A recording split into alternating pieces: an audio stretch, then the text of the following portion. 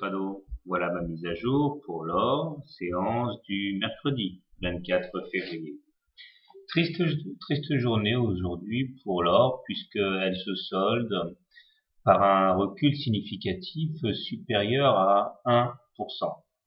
En fait, on voit ici qu'après avoir enfoncé la M7, il y a eu des ordres stop qui ont lâché et qui ont provoqué également les ordres stop situés en cas de clôture sous le canal gris.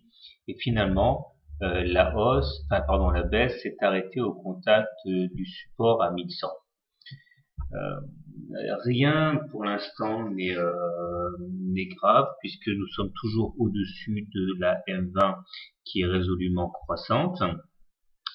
Et nous avons également d'autres signes qui sont plutôt encourageants, comme le fait que le momentum reste supérieur à 0, que le stochastique, bien qu'il soit sorti de sa zone de survente, un peu de surachat, reste clairement positif et supérieur à 50 surtout.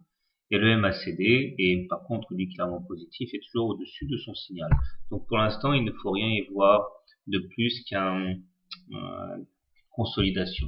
D'ailleurs, c'est le moment sans doute de tracer des petites fibos pour savoir où nous en sommes, et nous voyons que nous sommes pile poil arrivés aujourd'hui au niveau de retracement des 50%.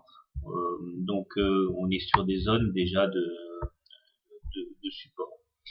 Alors j'ai tracé quand même au cas où une fourchette d'Andrews orange dont la médiane, si elle était ralliée, emmènerait les cours bien bas, aux alentours des 1050.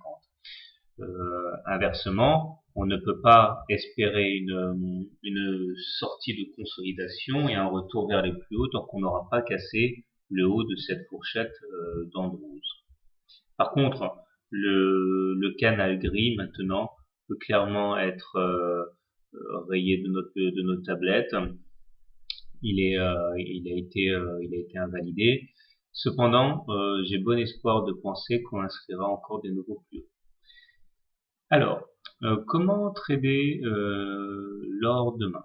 Je pense que si vous voulez trader l'or, le mieux à faire en situation de hausse, d'achat, eh bien, serait d'acheter sans doute ces niveaux-là, le niveau qui correspond également aux 38% de retracement de Fibonacci et de pullback sur la M20.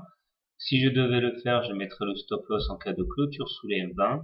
L'objectif étant de rallier dans un premier temps la résistance à 1131 et puis pourquoi pas retourner chercher des plus hauts comme celui à 1145 par là. Si maintenant je devais privilégier les shorts baissiers, je pense que soit je shorterais le contact avec la M7, stop loss en cas de clôture au-dessus de la M7, objectif un retour sur la M20, soit, pour un objectif plus ambitieux, je shorterai le contact avec le haut de la fourchette d'Andrews, objectif, eh bien, très ambitieux, auquel je ne crois pas vraiment, enfin, ils existent, ces objectifs, un retour sur la médiane de la fourchette d'Andrews orange.